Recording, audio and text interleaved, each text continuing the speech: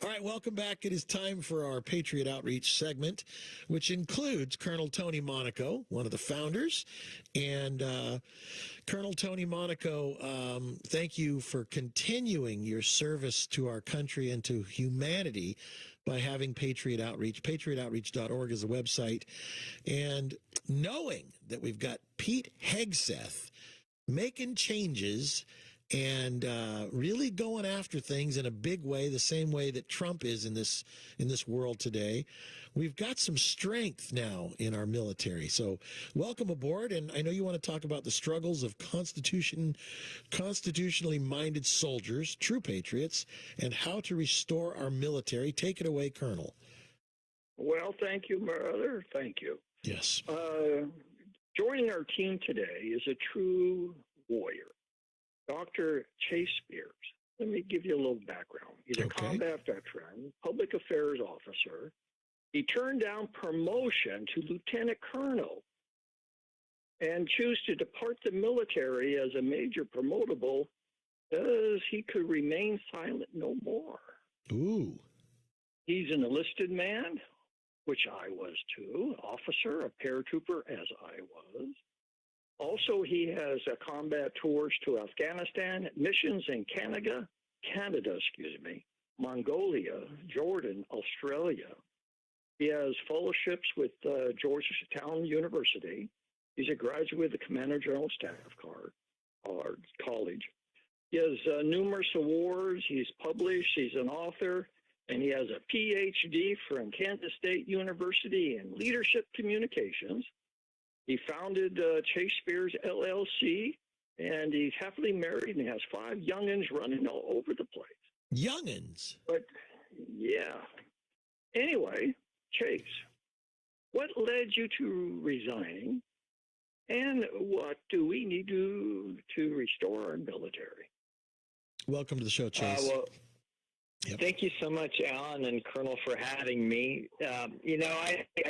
When I initially joined the military, I planned on doing 1 4-year enlistment. There's a whole long story behind that. I know we don't have time. But ultimately, when I commissioned and became an officer, my wife and I decided, you know what, we're going to go to 30 because I loved what I did. I loved soldiers. I loved leading soldiers. I loved the mission. I loved being a paratrooper. I loved helping to tell the story of the military to the American public. And then about 5 years ago, I saw a drastic change in the force. I realized that the force that I had joined in 2003, that I believed in, that I believed was focused on serving the nation, protecting the nation, I saw it changing so rapidly around me. And over time, I began to realize this is a force that is no longer under its political masters, under the previous administration, is no longer so focused on American security as it is for being used as an institution of social change in America. And my role was really unique in that I was affairs officer. For your listeners, anytime you see troops marching in a parade, or you see the military flyovers, or you see someone in military uniform on the news, it's public affairs officers that make that happen. We use our face and our voice to promote the military. Right. And I came to realize as the military was going so far to the extraordinary end of the left wing that I just could no longer in good conscience be a spokesman for it.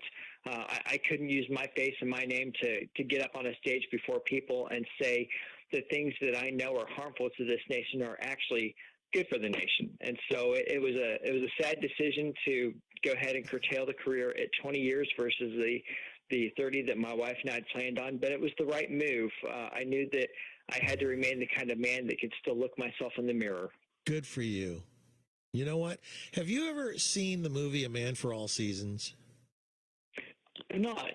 Okay, write it down. I'm telling you, you just described in the movie The Man for All Seasons, it was set in the 1500s.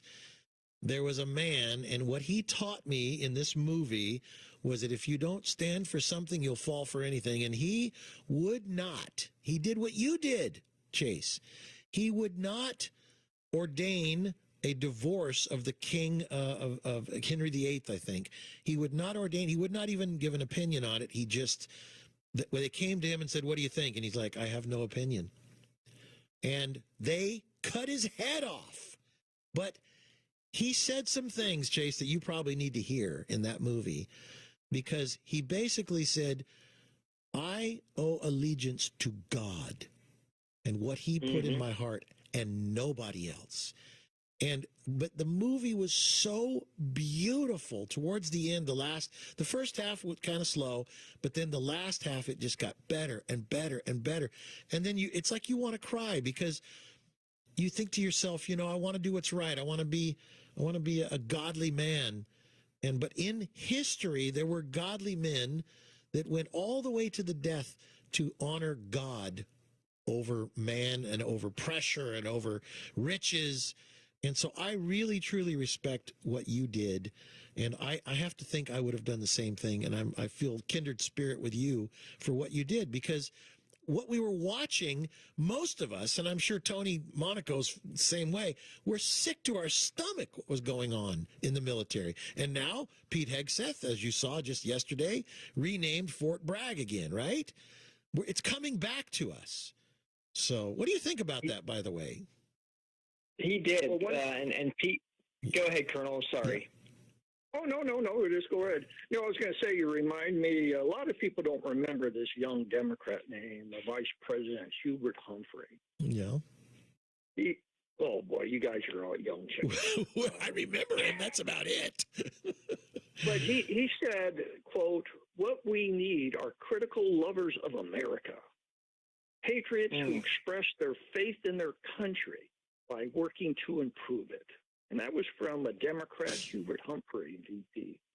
But a Democrat, a JFA Democrat will make most Republicans look like pinko commies by their standards of those last 8 years, you might say. Yeah.